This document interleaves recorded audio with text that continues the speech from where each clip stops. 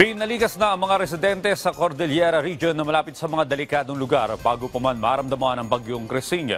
Ang detalye sa report ni Jezreel Kate Lapisar ng PTV Cordillera.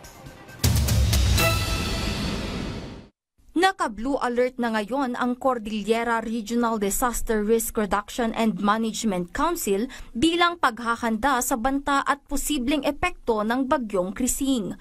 Muling nag-convene ang mga miyembro ng DRRM Council para sa risk assessment at pagpaplano sa worst-case scenario.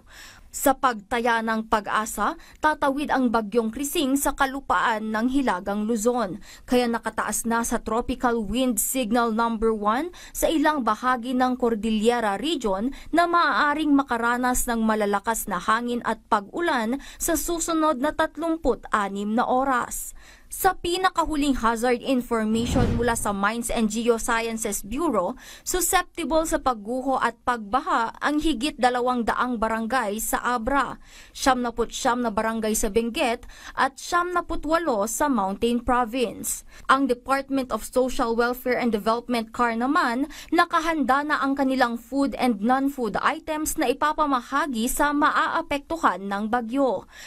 Mahigit 68,000 family food packs ang inilaan ng DSWD. Mahigit 50,000 ang nasa kanilang warehouses at higit 15,000 naman sa mga lokal na pamahalaan.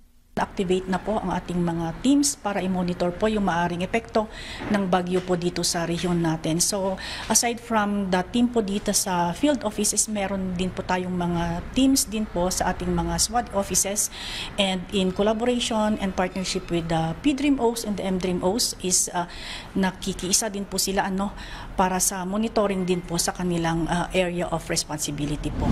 Samantala, puspusan na rin ang paghahanda ng Baguio City DRRM office sa magiging epekto ng bagyo, lalo na sa mga barangay na binabaha at mataas ang tsansa ng pagguho ng lupa.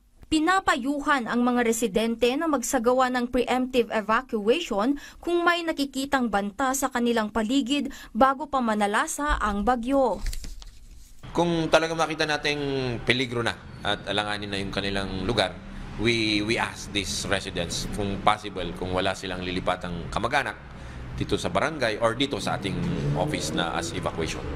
We observe our surroundings, ating mga nearby mga residents.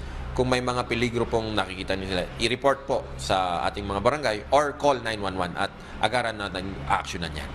Jezreel Kate Lapisar para sa Pambansang TV sa Bagong Pilipinas.